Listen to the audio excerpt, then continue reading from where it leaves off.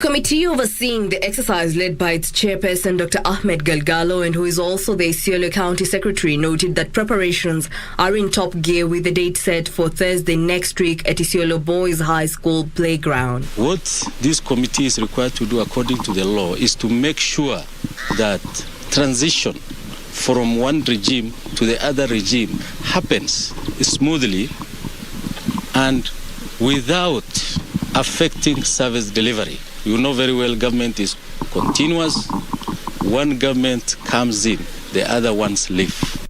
He noted that the committee had also embarked on preparing a register of assets and liabilities, as well as the status of pending bills to be handed over to the next county government administration. We have pending bills, which has been a problem before, whereby pending bills which are not genuine are sneaked in because of these loopholes. But this time around, we make sure that we have gone through all the pending bills and ensure that only genuine ones and appear in our report for handing over purposes. Isiolo County Commissioner Jeffrey Omondi, who is also a member of the committee, noted that security measures for the D-Day were also in top gear. Tumeweka mikakati ya kutosha, tuko tayari kwa hiyo mipangilio ya kuapisha gavana mpya tarehe 25 mwezi wa 8 Alhamisi wiki inayokuja. Goyo became the first person to move from the position of MCA straight to governor, beating heavyweights including former Governor Godana Doyo and former Ethics and Anti-Corruption Commission Halake Wako in the process. And moving on, a week after the general election, small-scale business people at Darajambili Open Air Market in Kisii County have petitioned the incoming county government to improve infrastructure at the facility, as the market had been neglected by the previous government. Speaking in the Darajambili market in Kisii County, Dennis Nyangwara, the market's chairman, noted congestion, poor sanitation and lack of accommodation for vendors to operate are some of the major issues affecting traders here. Changamoto ni nyingi hapa sokoni, ukiona watu wengi bado wanauzia kando kando ya barabara. Ile uongozi ambao umekuweko ulijaribu ukatuwekea jengo hili moja, lakini tunaomba kama ni uwezo tuweze kupata jengo lingine. Gavana ambaye anaingia aweze kusukuma hiyo swala ili tuweze kupata soko lingine upande ule mwingine. Wale ambao wanauzia kando kando ya barabara waweze kuingia katika hilo jengo ili tuweze kuwa na barabara ambao haina msongamano mwingi. They say the situation is becoming a health hazard that is potentially contributing to the low business activity in the market. The traders have also called upon Kenyans to maintain peace while awaiting the determination of the disputed presidential results by the Supreme Court. Nangoja uamuzi wa koti. Na naona siku hizi kuna demokrasia. Koti zipo na zinafanya haki. Tunangoja hayo. Frederick Barsayo, Lunchtime News. We cross over to Kilifi County, where a section of recently elected leaders have vowed to put political differences aside and invite their opponents for the benefit of the region. Led by Kilifi Governor-elect Gideon Mung'aro, the leaders said they will work together. Former Ganze MP Peter Shehe, who secured Jaribuni MCA seat in the August poll, said his choice for a lower political rank was driven by his progressive ambitions to the people of Kilifi. The leaders who had converged at the home of Jaribuni MCA-elect Peter Shehe for a homecoming ceremony committed to join hands and improve coconut industry, healthcare access, infrastructure, education and job creation. Led by Governor-elect Gideon Mung'aro, the elected leaders said they will invite their opponents for development agenda in the region. Agenda yetu kubwa ni kufanyia kazi watu wa Kilifi. Na ule uamuzi watu walifanya watu wa Kilifi ndio tutaenda nao. Iwe wa MCA, iwe wa MP, iwe wa viti vingine. Umuhimu ni kwamba wananchi walienda kupiga kura wakaamua. Na sisi tumesema tufanye kazi pamoja. Ndio unaona hata tuko na Viki hapa, tumekuja pamoja. Na alikuwa anagombania kiti hiki cha Peter Shehe. Sisi tunasema tu ile tunatarajia sasa ni tukimaliza kuapishwa tuanze kazi ya wananchi wa Kilifi. Jaribuni MCA-elect Peter Shehe, who is also former Ganze Member of Parliament, said he has already initiated education-based projects that will see learners with good performance benefit from a 1.5 million shillings in paid school fees. Ni kujaribu kuangalia watoto waende shule, watarajie kwamba tutafanya ima faima Kuna kundi la Education Foundation ambalo hilo ninataka kulipatia kipaumbele. Wao wanaweza kupata na kusanya na kuwasaidia kusanya pesa kidogo kidogo, tuwapeleka watoto shule wasome kabisa kabisa. Timothy Mtana Lewa, also former member of parliament for Ganze, urged the elected leaders to prioritize conservation and heritage sites to improve ecotourism in the area. Irene Mchuma Odem, The Lunchtime News. Away from that, integrated internally displaced persons living in makeshift camps at Kianjogu village in Laikipia County are calling on the government to hasten land allocation process so that they can start leading decent lives. The IDPs are decrying deplorable living conditions, saying they lack basic amenities like clean water and proper sanitation. The internally displaced persons living in this camp, now Christian Jericho, say their lives and that of their children have been rough and they are decrying deplorable states of living. They are calling on the government to move with speed and allocate them land so that they can rebuild their lives. Kurudi ni shinda, kwenda ni shinda, kukura ni shinda, kuoga ni shinda, maji hakuna. Hata kila mtu anakaa hata karibu mwezi mzima bila kuoga. Kwa sababu unashindwa, unauziwa mtungi moja 20 liters 100 shilling. Utatoa hiyo pesa wapi? Ni unga ama ni hii? The IDPs are blaming the county government officials of being a hindrance to their well-being, noting that there have been efforts by well-wishers to try and come to their aid that have been thwarted by the officials. Na bado maagano yako ati serikali itatuhudumia. Ni wakati gani ikiwa sio wakati huu? Ni kwa nini tunasubuka? Ni kwa nini tunataabika? Tunauliza serikali mtushughulikie, tupate mashamba yetu, tupate boma zetu, na hata sisi tuweze kukaa kama Wakenya wengine. They, however, lauded Kenyans for keeping the peace before, during and after the elections, adding that as victims of the 2000 post-election violence, they would hate to see innocent civilians being forced into the current state they are living in.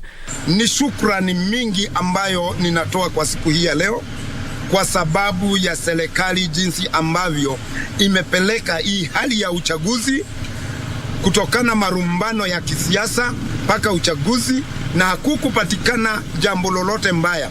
They've called on the incoming government to re-establish the National Consultative Coordination Committee to help address the challenges facing internally displaced persons across the country. Yusufar reporting for Lunchtime News. Moving on. Persons with disabilities have appealed to Busia Governor-elect Paul Otuoma to consider them in his government. The group has in the meantime lobbied to have one of them nominated to the county assembly on affirmative action basis. Led by Stephen Wanjala, the group claimed they had been neglected in many county and elective positions, including the recently concluded party nomination list. Na sisi walemavu wote, vikundi vya walemavu, huwa tunakutana katika hiyo CBO kuongelea hapo maneno yetu. Lakini tumeshangaa kuona wala ambao hata hatutambui hawako kwa CBO, hatuwajui kabisa.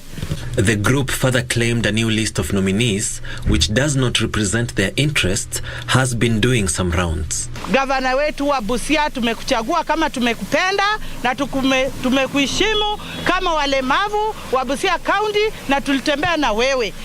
Ilikuwa istahili hao watu utuulize, ulize Mr. Obiero ndiye alikuwa kwa kiti, umuulize ni watu gani wanaweza enda kukaa na wewe kwa assembly Busia County.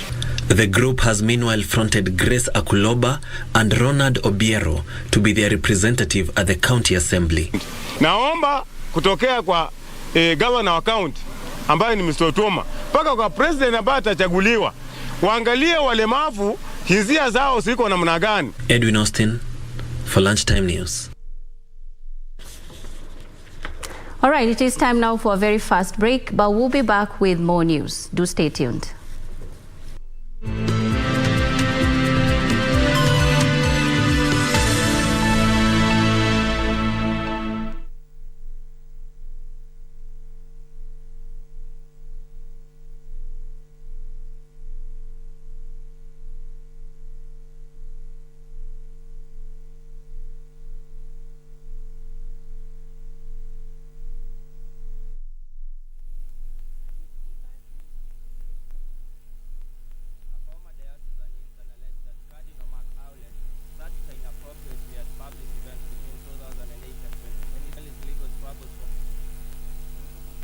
Mail news@kbc.co.ke or call 0723-892-654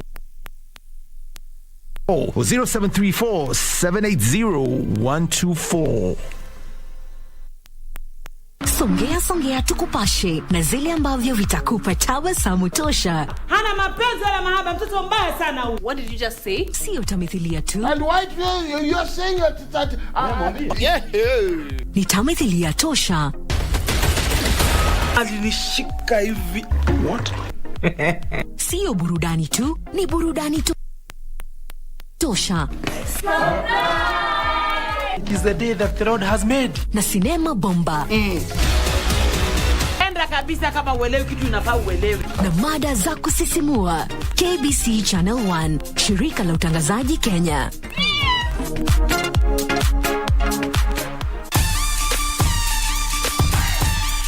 You got my gold. Mattress People's gold. And I'm coming to get that gold. We'll see you in the ring.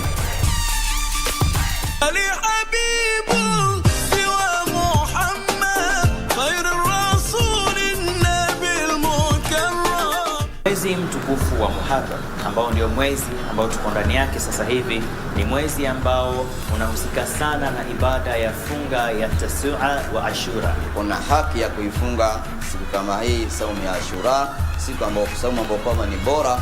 Ukifunga Allah subhanahu wa ta'ala anakusamia madhambi mengi. A'udhu billahi minash shaitanir rajim. Bismillahir rahmanir rahim. Peace and blessings be upon you, Ya Sayyidi, Ya Rasul. Feel so lost without you. I long for that day.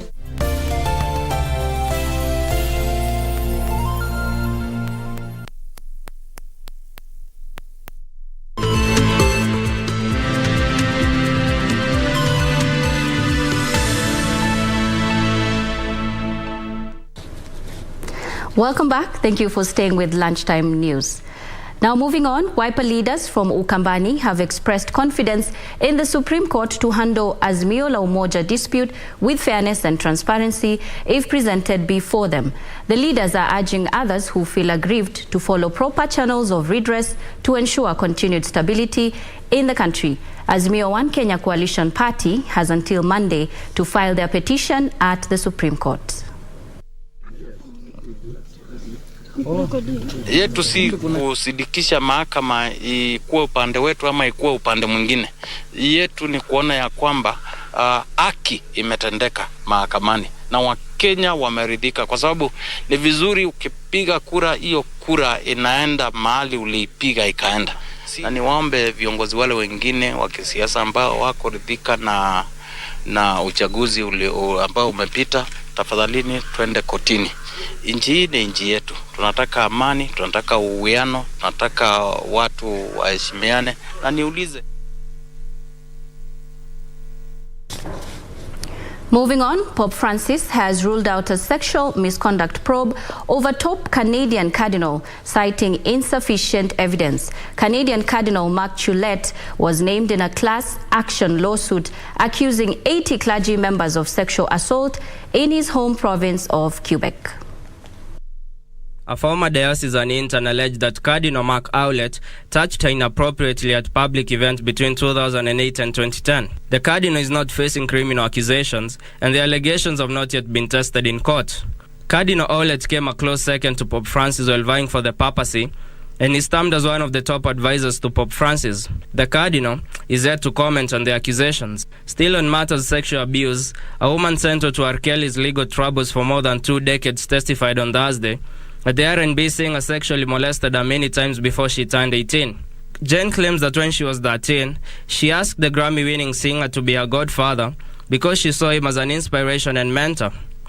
Among the most serious charges the Grammy Award winner faces at the federal trial is conspiracy to obstruct justice by allegedly rigging a 2008 trial on state child pornography charges stemming from the purported video of him and Jen having sex. Kelly also faces 4 counts of enticement of minors for sex, 1 each for 4 other accusers. They too are expected to testify.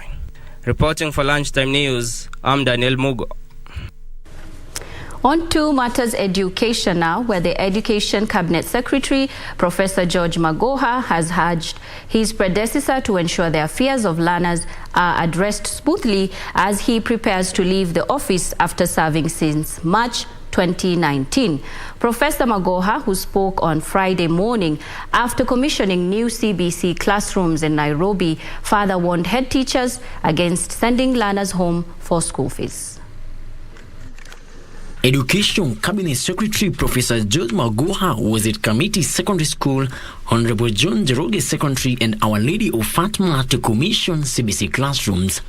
Here, the Education Cabinet Secretary took the opportunity to send a strong warning to school heads planning to send learners home for school fees. If you want to help children out of your goodwill, don't send children to go and collect money that is not there. So I'm instructing that principle through this public medium that I would want a report to confirm that all children in that Matiko Secondary School in Makueni have resumed class, and very stern action will be taken against him or her, because this nonsense has actually to stop. If you want to make extra money, don't make it from our children right now. Professor Magoha urged parents to assist grade 6 learners who are yet to join junior secondary schools in the selection of their preferred schools through the public portal. We cannot say that junior high school will only be in day schools, but the majority of them will be in day schools, the great majority of them. We cannot, you have seen, we have built classrooms in boarding schools. Those classrooms are not there for decoration, they will be occupied. Why don't you believe in the ability of Kenyans to do what is right? He further urged teachers to step up their efforts of implementing the CBC and help the government in achieving the reformation of the education system. The Education CS said 6 counties have so far met the target of construction of the CBC classrooms. Frederick Mwoki for Lunchtime News.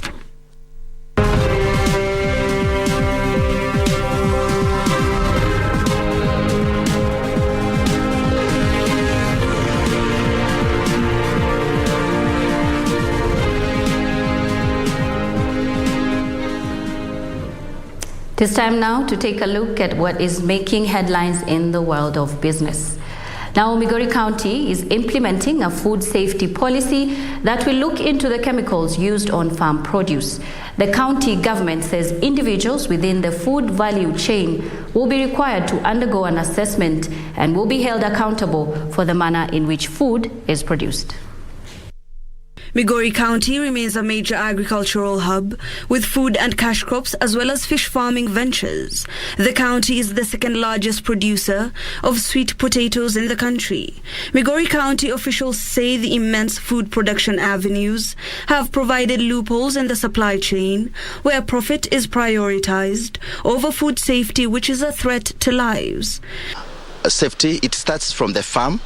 That is when the farmers are producing the food in terms of the chemicals that they apply to prevent diseases and pests on the farm. They have to comply with the standards. Again, even the fertilizers that are being used in the production of the same food also comply with the standards. So all the way from production to processing up to consumption, all those measures have to be put in place to ensure that that food does not contaminate it. County officials say farmers have been sensitized on the standard of production and all food handlers will now be forced to comply with safety guidelines to ensure consumers are not harmed. Because of need to make quick money, the moral and ethical issues are now being compromised. Farmers are now contaminating food. They are overspraying food, and at the end of the day, what we get is poison. Officials say the prevalence of agricultural toxins has necessitated the action aimed at curbing it before the damages are irreversible. We've seen quite a number of cases of people having cancer and other non-communicable diseases that you can almost attribute them to the kind of foods that we take. Hibak Said for Lunchtime News. Now, with a prolonged drought being witnessed in Wajir County, children below the age of 5 years have borne the brunt of malnutrition. According to the World Health Organization, around 45% of deaths among children within this age bracket are linked to deficiency of nutrients, otherwise known as undernutrition. Jackie Wambiru was in Wajir County and filed the following report. Meet Abdi, not his real name. Abdi's mother has brought him for a checkup at the Wajir Referral Hospital. After observation, he is now found to require treatment for malnutrition. The drought has had devastating consequences on her family, especially after losing livestock, the main source of the family income.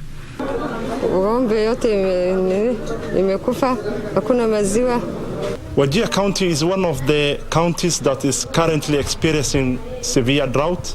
40% of the population are in food aid. Malnutrition rate among the under 5 is 21.7%. Because of the drought, most of our population are even outside the county and even outside Kenya, leaving behind children and mothers and old people. This will make them very much vulnerable to malnutrition. She says the medical workers recommended that the baby be fed with formula milk, a product she says was difficult to acquire due to financial constraints.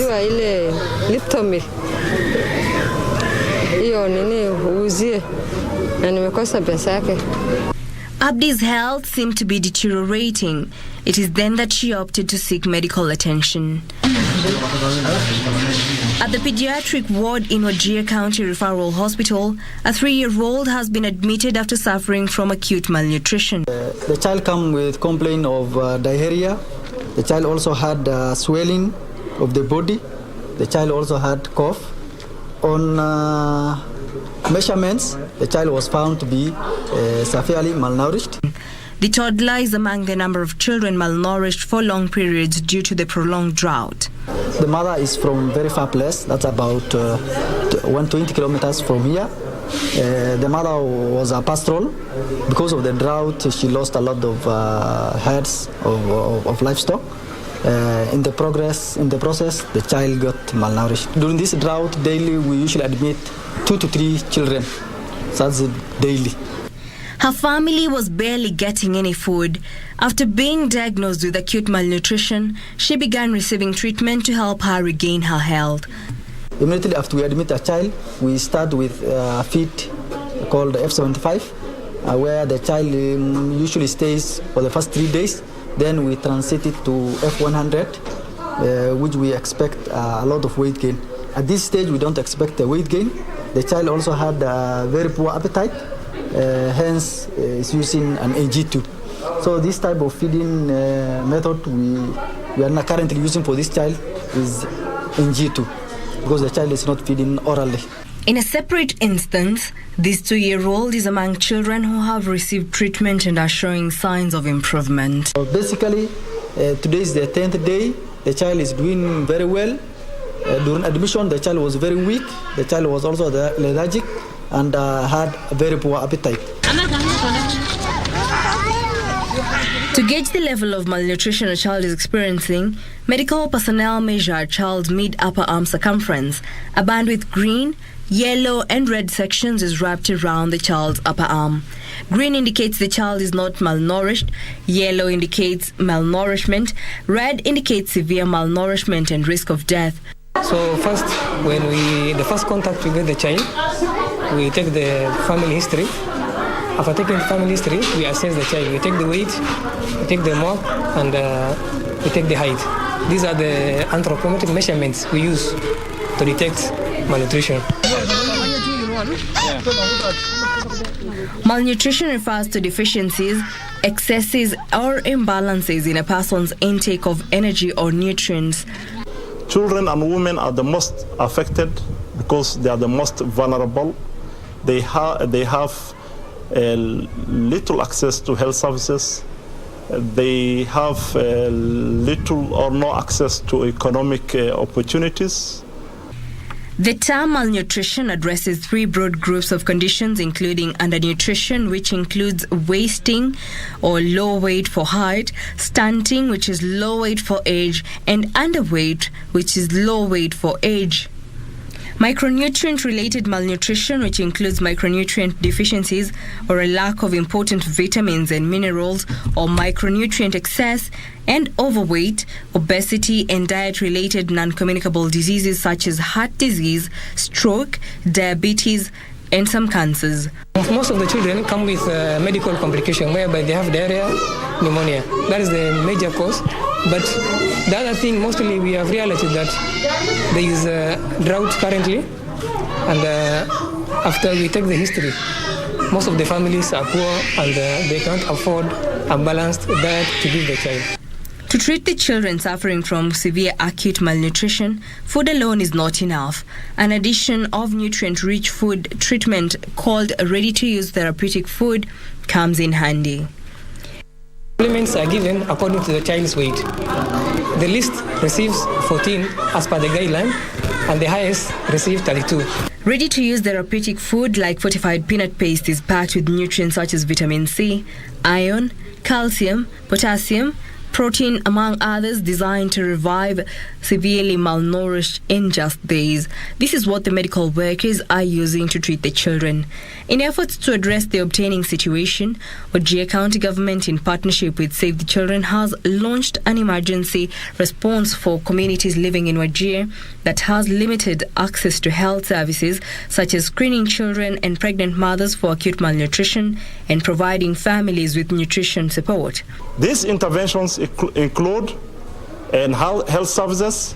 Save the Children is providing health services throughout integrated outreaches to more than 100,000 populations without access to static health facilities. Residents lauded the initiative, calling on the government to address the plight. The drought has worsened. We lack water, health facilities, medication, and relief food. We have money, but we have nowhere to spend it. Health specialists calling on the need to put in place long-term development measures so as to address drought crisis affecting the region. Capacity build it so that they go on the other way of agricultural development. Maybe they can be given educationals on agriculture, then on irrigations, and maybe other income source other than livestock. And drought is something that is becoming near normal in these counties. So it's all about, adapting strategies and supporting community and strengthening community institutions.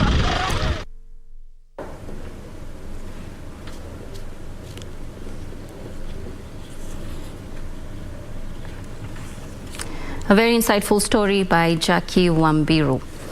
Now moving on, if you're a safari adventurer keen on culture, wildlife and conservation in a remote area, then Namunyak Wildlife Conservancy in Samburu County is ideal for you. The conservancy is a successful result of the community embracing the idea of wildlife protection to advance their well-being. Our reporter, Irene Mchuma Odim, now unpacks for us the attractive story of Namunyak Wildlife Conservancy.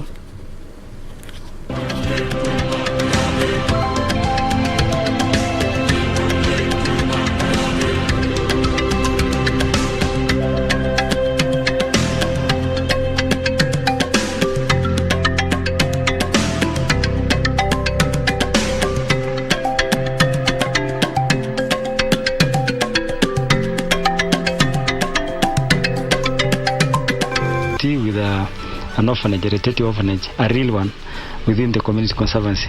That tells you that community conservancies have really gone ahead and actually embraced the issues of conservation to an extent that they are giving their land to be used for those activities like the rhino sanctuaries, the elephant orphanage, and all these are putting money into the pockets because there is direct employment and there is indirect employment.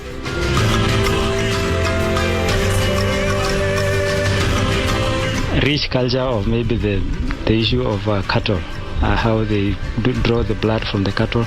People are now embracing what we call the homestays. There are people who just specifically come to those villages, they stay there, they pay their money, they get educated through that. Irene Mchuma Udim, Magical Sense in Samburu.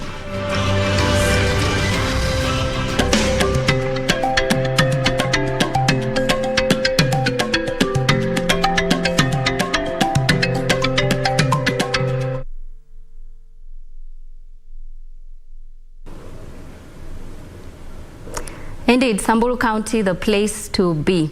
Thank you, Irene Mchuma.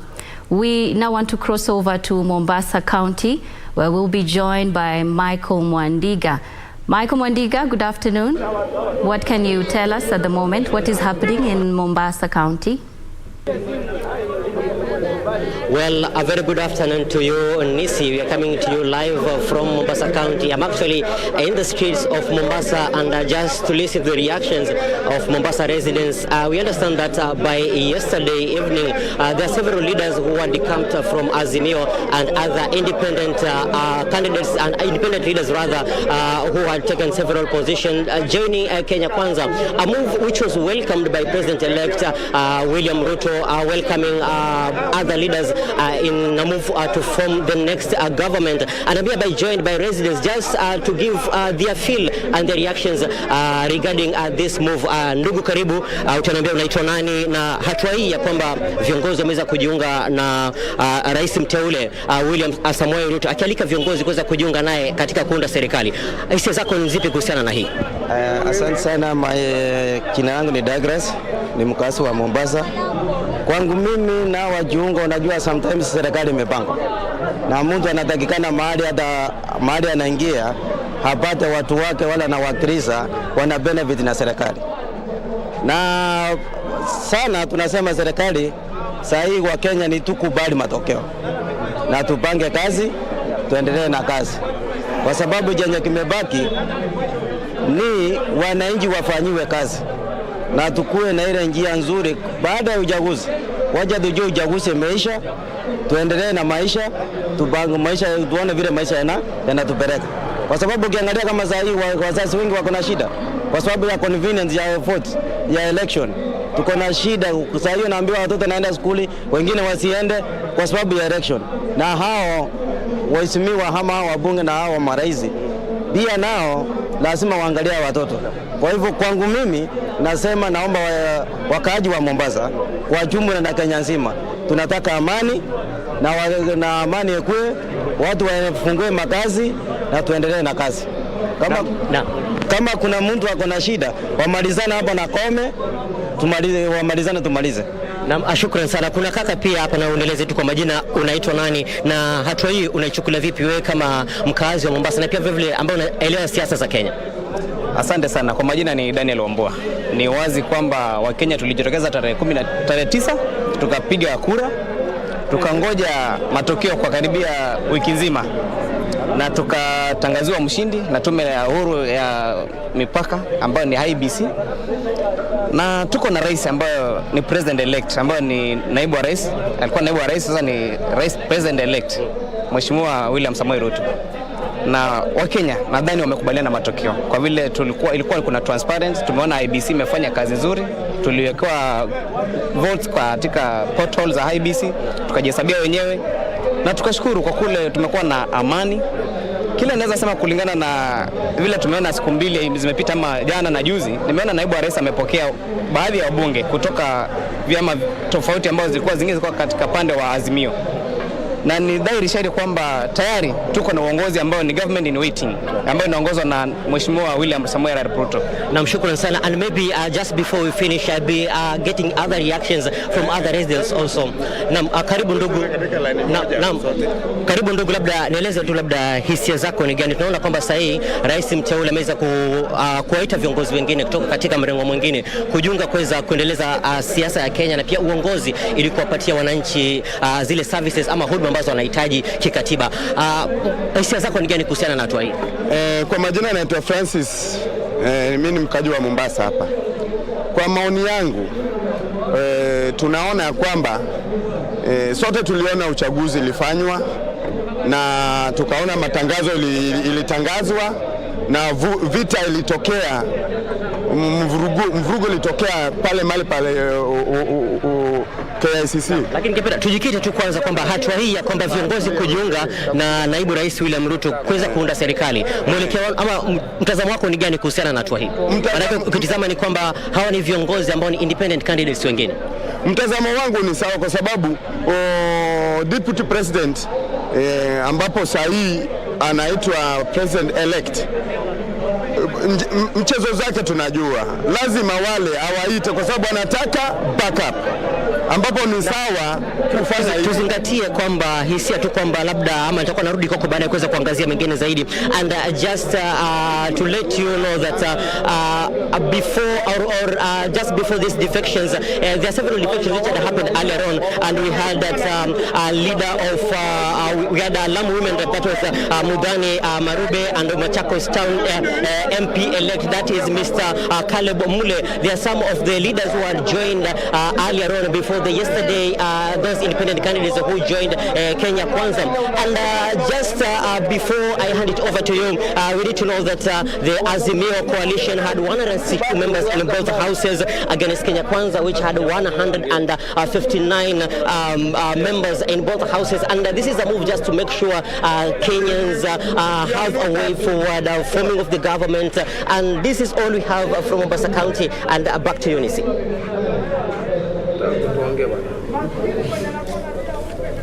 Indeed, thank you very much, Michael Mwandiga, reporter in Mombasa County. Of course, that report will be coming to you comprehensively in our subsequent bulletins. But on to some more business news now, where hotel bookings from international clients have remained steady during the electioneering period. Our reporter Regina Manyara now samples what a spot check by KBC Channel 1 found. Take a look.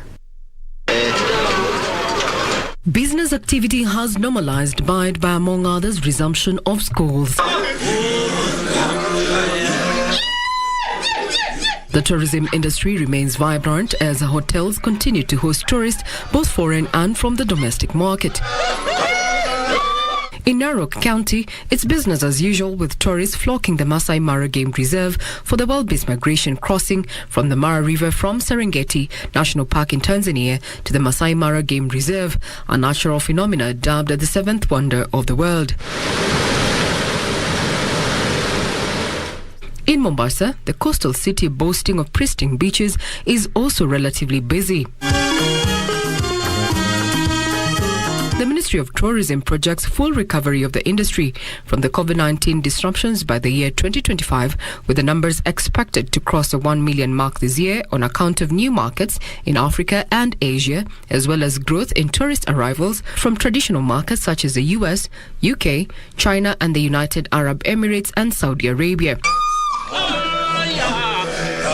Regina Manyara reporting for Lunchtime News. And on the international scene, London's transport network ground to a halt as train and bus workers went on strike over pay and conditions. Workers on the London Underground are staging a 24-hour walkout in a continued row over jobs and pensions. Here are the details of this and other stories making headlines across the globe.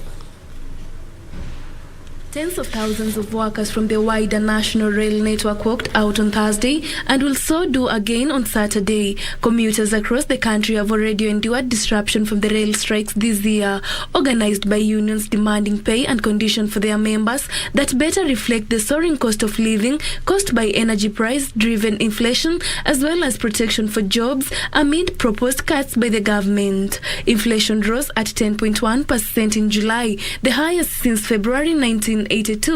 Workers in other British industries, including port workers, lawyers, teachers, nurses, firefighters, waste collection, airport and postal staffs are also planning future strikes. Meanwhile, Mexico City, with a population of more than 22 million, is now taking steps to gradually transit to solar energy.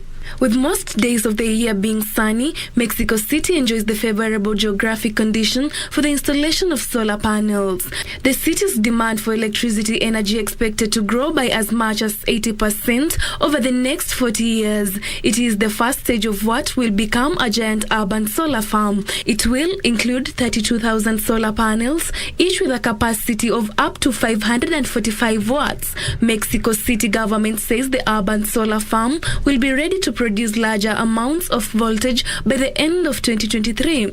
Finally, inflation in the Eurozone surged to a fresh record high of 8.9% year-on-year in July. The European Union Statistics Agency said the increase in consumer price in the 19 countries had further increased from the previous record of 8.6% logged in June. The jump was mainly driven by further increases in energy and food prices and prices in the service sector, which accounts for more than two-thirds of the Eurozone's economic output, rose by 3% in July. The Eurozone began raising interest rates in July in an aggressive 50 basis points move to curb inflation, ending years of monetary easing. Reporting for Lunchtime News, I'm Terry Njenga. Moving on, the Public Service Governance is calling upon the new administration to move with speed and enhance efficient service delivery to the people. The institution says elections are over and it's time to roll up sleeves and create a conducive environment for businesses and investors.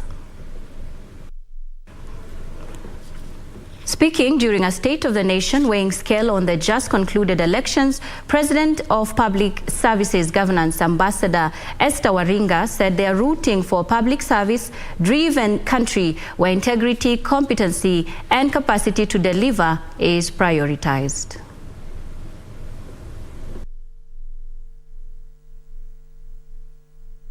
We equally must now, in the new dispensation, purpose to decapitate corruption to zero levels.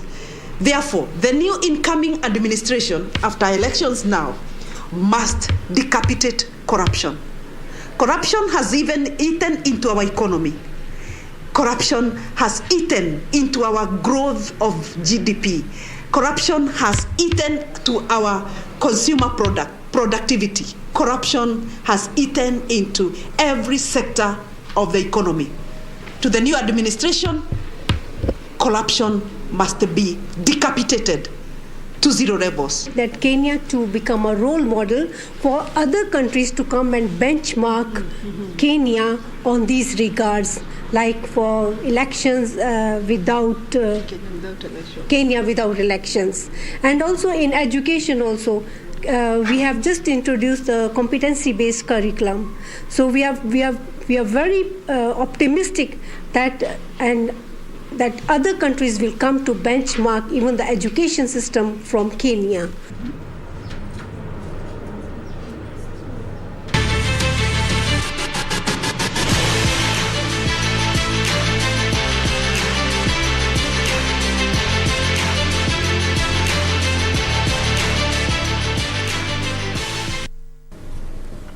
And on to the day's sports now, where Gianluca Scamacca scored his first West Ham goal as they beat Danish side Vibo in their Europa Conference League playoff first leg at London Stadium. The return match will take place in Vibo next Thursday, with the winners joining the group stage of the competition slated for September 8th.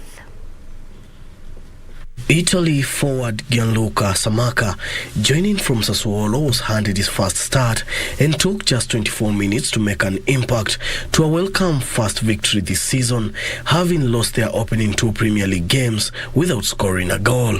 Jarrod Bowen zipped a second in the bottom corner, but the visitors hit back immediately through Jacob Bondi's header. That threatened to make life uncomfortable for the Hammers until substitute Said Berama and Mike Antonio combined for the latter to tap in an empty net and secure a healthy advantage going into the second leg. The return match will take place in Viborg next Thursday, with the winners joining the group stage of the competition when it begins on 8 September.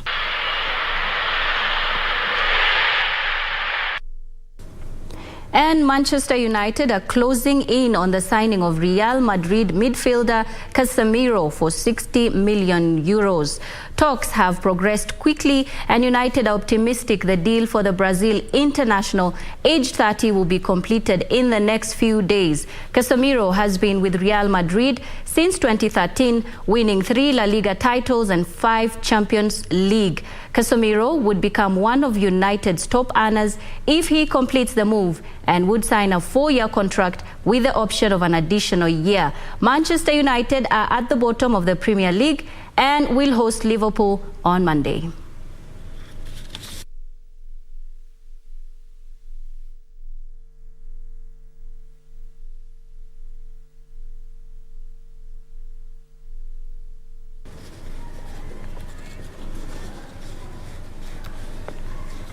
And Alexander Usyk and Anthony Joshua are preparing to brawl in their rematch set for Saturday in Jeddah, Saudi Arabia. Joshua lost his crown to the Ukrainian in a convincing points defeated at the Tottenham Hotspur Stadium in September last year. The 32-year-old said he intends to get the job done this time round. Usyk is widely considered one of the stars of boxing, if not the leading star. But his preparations have been far from straightforward because in just 5 months after beating Joshua, he was defending his country against the Russia's invasion. He left Ukraine in March for training camp in Poland. But who gets the knockout? AJ's triumph, what I said.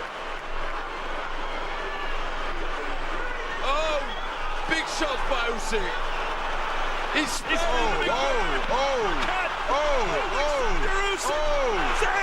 AJ is in trouble.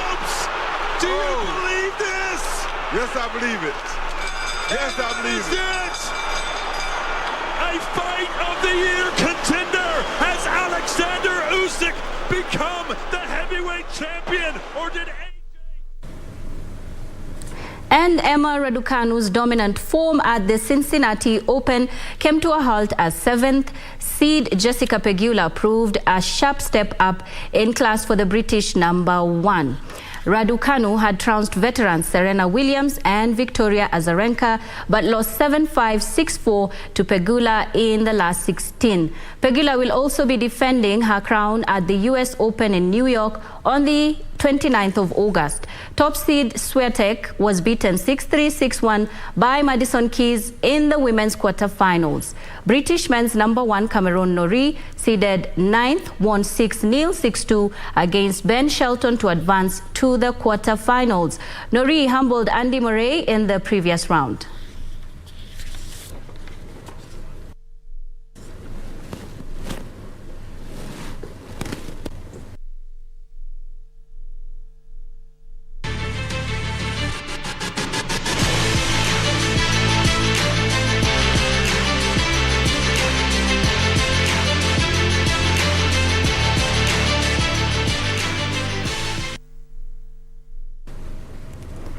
And that's all the time we had here on KBC Channel 1, but more news on our website at www.kbc.co.ke,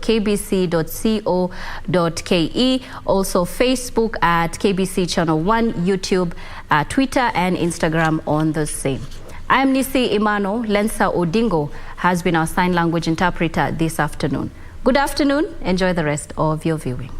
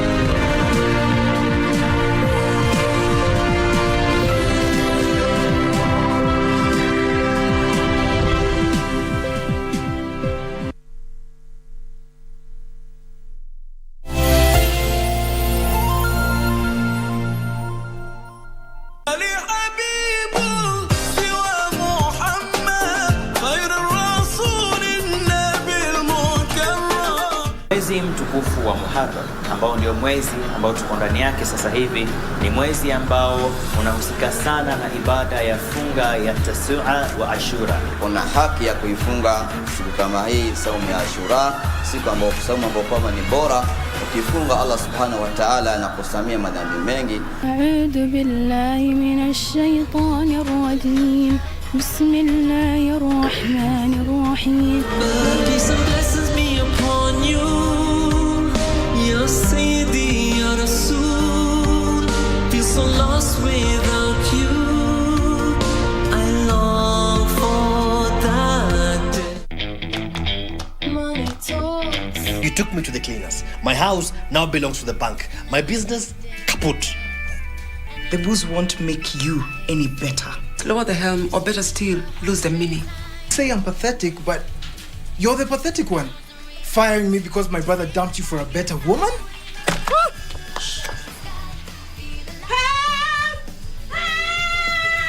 Would you like to scream some more? Money talks.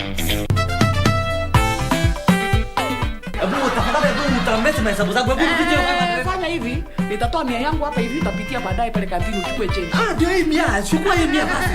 I will not let you sisters of Delilah to trick me to tell you something that you shouldn't know even at the first place. Oh wow, it has come to this, huh? Girls, did you hear what we are now? Omera, you cannot allow yourself to be humiliated like that. No man should ever bend low. Don't do it. Paid yourself for what? Huh? I am in no mood for your games, Fala. Of course, I have paid myself for transport.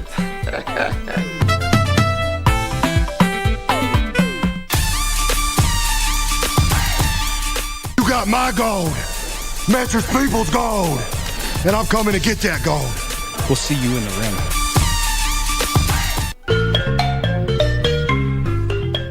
Wiki hii kwenye Mkulima tutajifunza jinsi ya kupima mchanga na umuhimu wake kabla ya kufanya upanzi. Mkulima atutembelee ndio tumueleze kama mchanga yake iko na viini mbaya zile zinaweza dhuru mumea.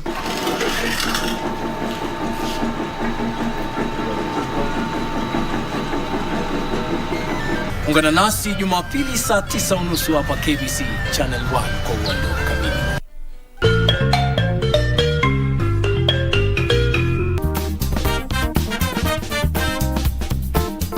Ukiidentify yule mwanamke pale ameanza kujihusisha na mambo ya drugs, you can either sit down, consult with him, alafu baadaye unafanya assessment like nani alimmotivate, because you cannot intervene directly unless you know the root causes. Ufuatilie, ufanye assessment. Watoto wetu wametumiwa sana na hakuna alikuwa anaweza, lazima uwe shujaa kusema kweli, kujitolea kwa kitu kama ni lazima uamini kufa na kupona. Drug dependency treatment is helping them. For those who have come out that they need help, where do they go? We have a rehabilitation process. Some turning points. Ya kwanza ilikuwa is my son, ambayo nilikuwa naona hiyo kitu itakuja kumaffect in future. Alafu the next ni my young brother, ambaye alikuja akaniambia, awe Musa, kwani ume lose hope in life, wewe ni aje?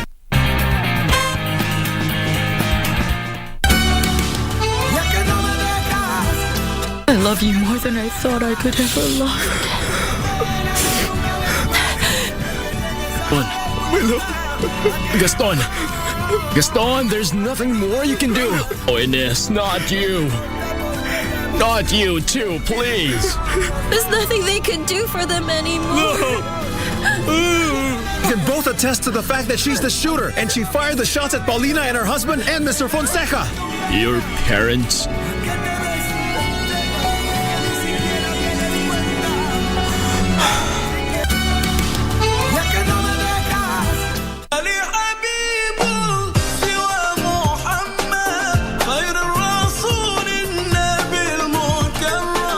Mwezi mtukufu wa Muharram ambao ndio mwezi ambao tuko ndani yake sasa hivi, ni mwezi ambao unahusika sana na ibada ya funga ya Tasua wa Ashura. Kuna haki ya kuifunga siku kama hii, saumu ya Ashura, siku ambayo saumu ambayo kwamba ni bora. Ukifunga Allah subhanahu wa ta'ala anakusamia madhambi mengi. A'udhu billahi minash shaitanir rajim. Bismillahir rahmanir rahim. Peace and blessings be upon you.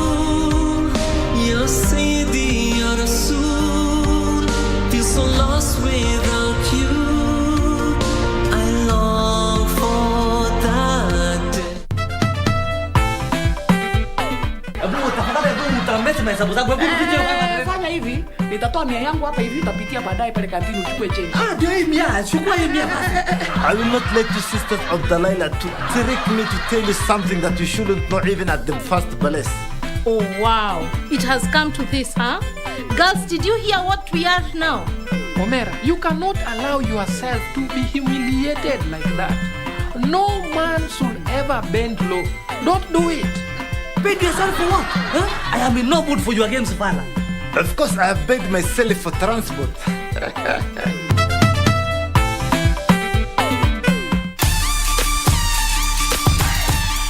You got my gold. Mattress people's gold. And I'm coming to get that gold. We'll see you in the ring.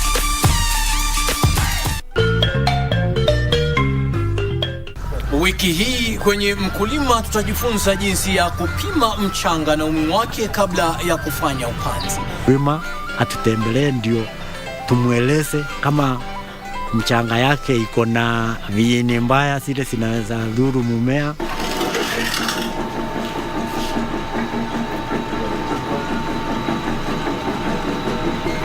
Ungana nasi Jumapili saa 9:30 hapa KBC Channel 1 kwa uondo kamili.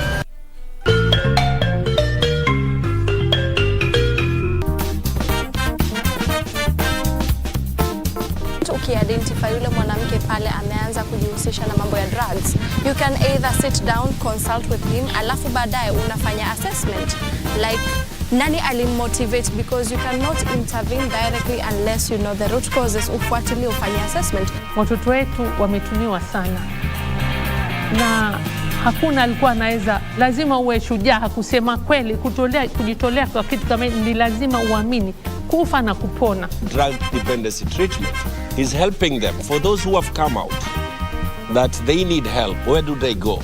We have a rehabilitation process. Some turning points. Ya kwanza ilikuwa is my son, ambao nilikuwa naona hiyo kitu itakuja kumaffect in future. Alafu the next ni my young brother, ambao alikuja akaniambia, "Awe Musa, kwani ume lose hope in life, wewe ni aje?"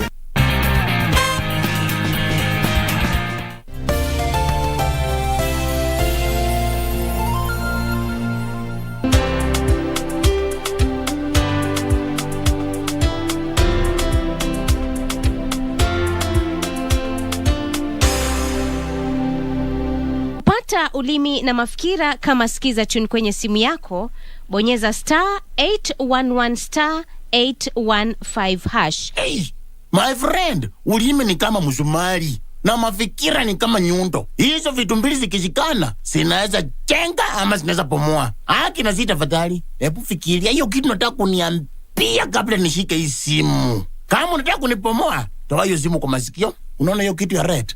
Finya hiyo kitu ya red. Kupata ulimi na mafikira, bonyeza *811 *815 *811 *815 Akili, this is Akili. Hey there, friends, what time is it? What should Akili say to greet little lion? Wow! Can you read the word? Oh! Don't worry, Bush Baby. You can draw it again. Akili, this is Akili. She has a secret. Tell us! When the sun goes down, Akili goes to sleep, and she enters a world where all the animals speak. We need numbers. And I'm sure Dad is not supposed to find out about this. No, not in this life. How would you like coming to work here at JNJ? Is Kathy in agreement with all of this? I'm not answerable to her. Why don't you want the same thing as your mother? How do I trust you? I'll help you the board members. How? I'll call them one by one. I want to hire your cousin. Wewe nakutambua. Baadaye. Juu sasa umepataka hiyo kazi, utanipatia 20%. Kio hii, usisemage mimi huwa sikujegi. Wewe, usifanye nikuwe tena wewe. Mimi nimepataka nikitaka kutoka ni sherehe kazi. Must he be here? Alafu utaniachia mlango, mimi nitafunga after meeting.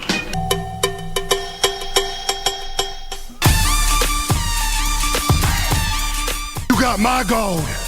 Mattress people's gold. and I'm coming to get that gold.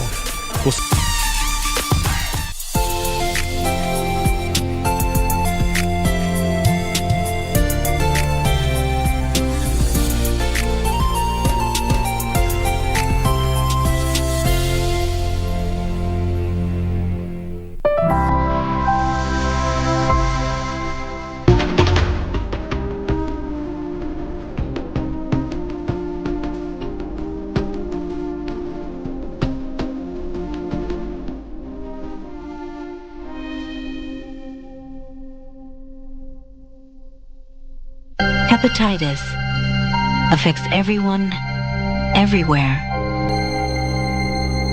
It comes in multiple forms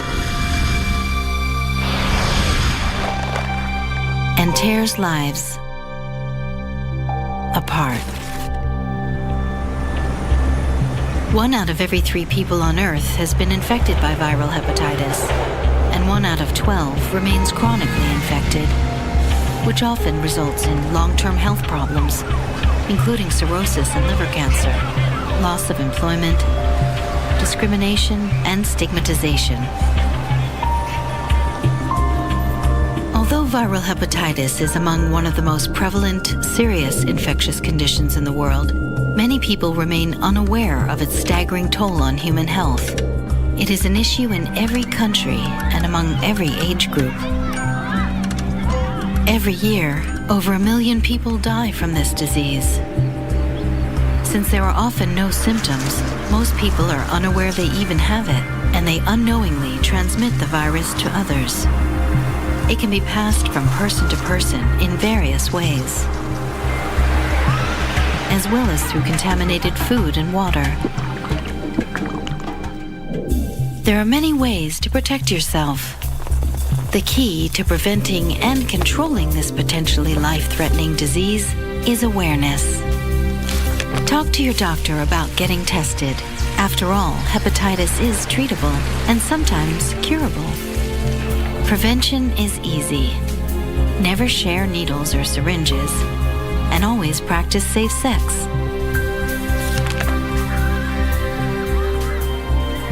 Remember, there's no shame in having hepatitis. People infected with the disease deserve the same basic human rights as anyone else.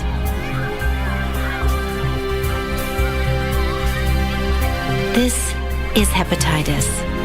Know it. Confront it. Don't let it tear your life apart.